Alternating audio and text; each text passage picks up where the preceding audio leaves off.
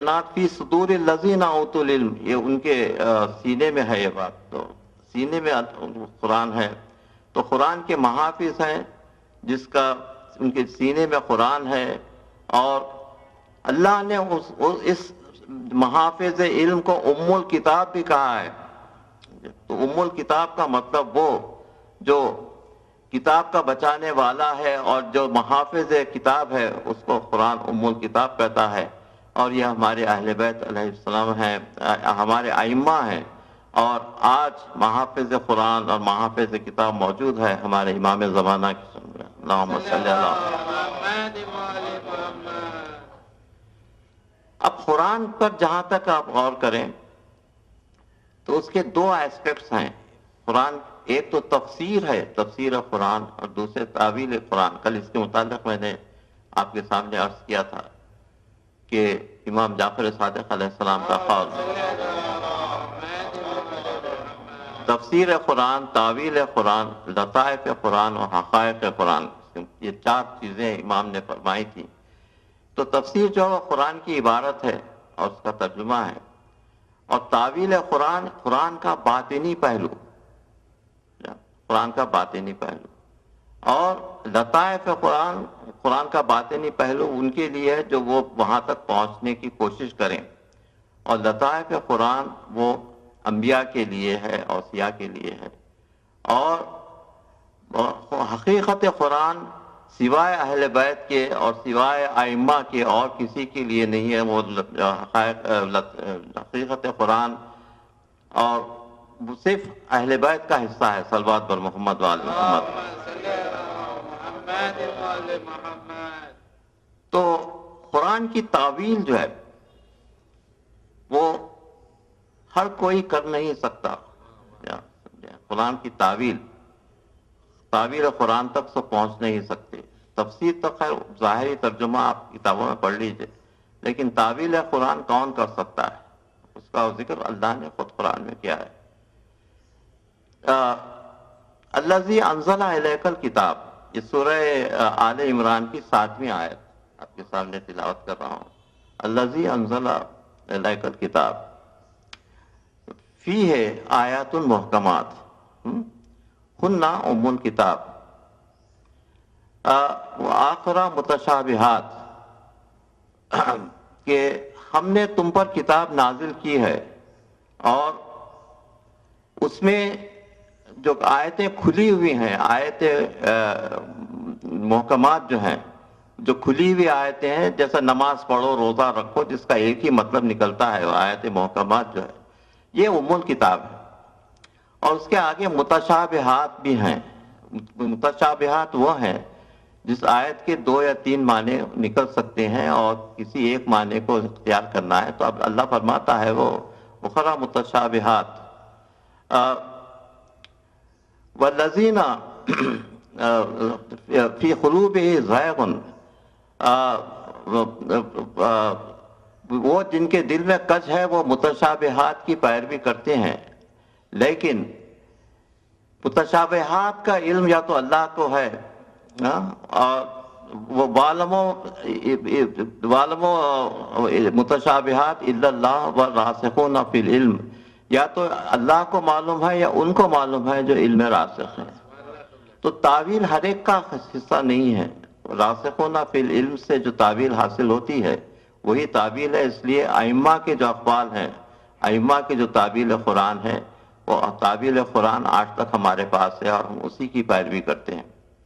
تو تعویل ہر کس و ناقص کا کام نہیں ہے، یہ اس کے لیے یا تو اللہ کر سکتا ہے، یا وہ جس کو اللہ نے اجازت دی ہے اس کی، یا جن کو علم عطا کیا ہے، راسخون فی العلم جس کو کہا جا رہا ہے، ان کو یہ تعویل کرنے کی اجازت ہے۔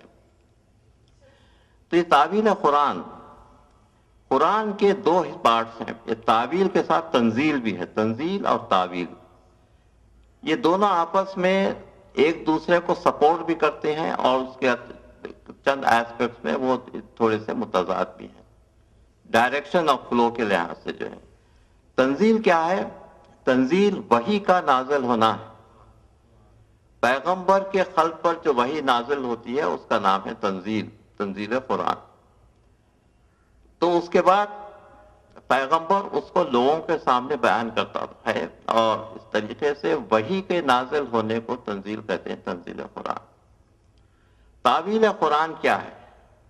تعویل قرآن، قرآن کا باطنی پہلو۔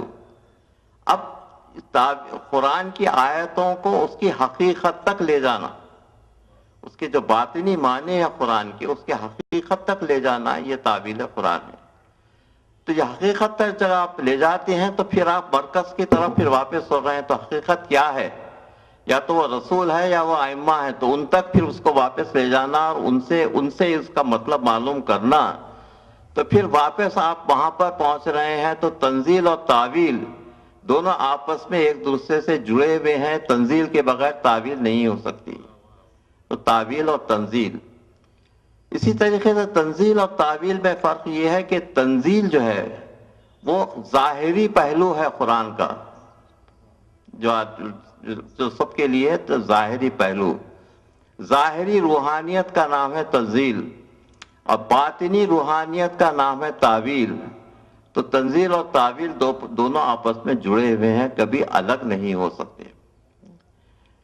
تو اس طریقے سے حقیقت تک جو لے جانا ہے، یہ جو سفر ہے حقیقت تک لے جانے کے لیے، اس کے لیے ائمہ کی پیروی اور ائمہ کی سرپرستی بہت ضروری ہے، ورنہ بغیر تفسیر کے قرآن بالکل بے جان رہ جاتا ہے، اور اسلام کا پورا اسٹرکچر بے جان ہو جاتا ہے، سوائے اس کے کہ آپ صرف لفظوں کو پڑھتے رہیں، اور لفظوں کی جو اہمیت ہے اور لفظوں کی جو گہرائی ہے اور لفظوں کے جو انر میننگز ہیں اس تک اگر آپ نہ پہنچ سکیں، تو اس کا مطلب یہ ہے کہ ایک ایسا ڈھانچہ ہے جس میں روح بالکل نہیں ہے۔ تو اسلام کے وہ فرقے جہاں پر تعویل کے متعلق کچھ بھی نہیں ہے اور روحانیت بالکل نہیں ہے، وہ صرف ظاہری طور پر قرآن کا پڑھ لینا کافی نہیں ہے، وہ بالکل بے جان ہو کے وہ چیز رہ جاتی ہے۔ تو تفسیر اور تعویل، اس کے علاوہ تفسیر کیا ہے؟ تفسیر جو ہے حقیقت کی جان ہے، حقیقت کو معلوم کرنے کا راستہ ہے۔ تعویل قرآن جو ہے حقیقت کا معلوم کرنے کا راستہ ہے، اور یہ فلاسافیکل میڈیٹیشن جس کو کہتے ہیں، فلسفی مراقبہ، فلاسافیکل میڈیٹیشن کا یہ پہلا اسٹیپ ہے تعویل قرآن۔ حقیقت تک کل کی مجلس سے میں نے کہا تھا کہ فلسفے کا مطلب جو ہے، مقصد کیا ہے اسلامی فلسفے کا؟ حقیقت تک رسائی کرنا۔ تو حقیقت تک رسائی کیسے ہو رہی ہے یہاں پر؟ حقیقت تک رسائی فلاسافیکل میڈیٹیشن جو ہے، وہ حقیقت تک جو پہنچنا ہے، وہ تعویل قرآن کے ایک راستے کا اختیار کرنا ہے، اور ائمہ تک پہنچنے کا جو راستہ ہے وہی فلاسافیکل میڈیٹیشن ہے۔ اور اگر یہ فلاسافیکل میڈیٹیشن نہ ہو اور اس راستے سے بالکل ہٹ جائیں، تو فلسفہ بالکل بے جان ہو کر رہ جاتا ہے، بلکہ فلسفہ رہتا ہی نہیں ہے۔ اس لیے میں بالکل وضوح کے ساتھ کہہ رہا ہوں کہ فلسفہ صرف ہمارے پاس ہے، دوسرے مذہب میں فلسفہ بالکل نہیں ہے۔ جو فلسفے کی جو باتیں ہو رہی ہیں یہاں پر، اور ائمہ نے جو فلسفے کے متعلق کہا ہے اور آگے بڑھایا ہے، اور ہمارے علماء نے جو اس کو آگے بڑھایا ہے، وہ صرف ہمارا ہی حصہ ہے، اور دوسرے اس میں فلسفہ دوسروں کے پاس نہیں ہے۔ فلسفہ ختم ہوگا ابن رشد کے بعد دوسروں کے پاس فلسفہ، لیکن ہمارے پاس اب تک کنٹینیو ہے، اور کئی علماء ہیں جو اس میں کام کر رہے ہیں، اور قیامت تک انشاءاللہ امام زمانہ کی رہنمائی میں یہ کام ہوتا رہے گا۔ تو یہ فلسفے کا جو ہے، فلاسافیکل میڈیٹیشن جو ہے، اس کا یہ راستہ ہے۔ اس کے بعد فلسفے کی اور کیا اہمیت ہے؟ فلسفہ جو ہے نہ صرف فلاسافیکل میڈیٹیشن ہے، بلکہ روحانیت کا پہلا اسٹیپ، روحانیت، کیونکہ روحانیت اسلام کا بہت بڑا جز ہے۔ اگر روحانیت نہ ہو تو اس میں میڈیٹیشن نہ ہو تو اس وقت باقی اسلام میں کوئی جان باقی نہیں رہتی۔ تو یہ روحانیت کا جو یہ اسٹیپ ہے، روحانیت کا تعویل قرآن، تو سب میں پہلے کیا ہے اس اسٹیپ میں، تعویل قرآن میں روحانیت کا جو اسٹیپ ہے، اس میں سب سے پہلے اللہ کے متعلق انفارمیشن ہے. آپ سب میں پہلے قرآن میں دیکھیے توحید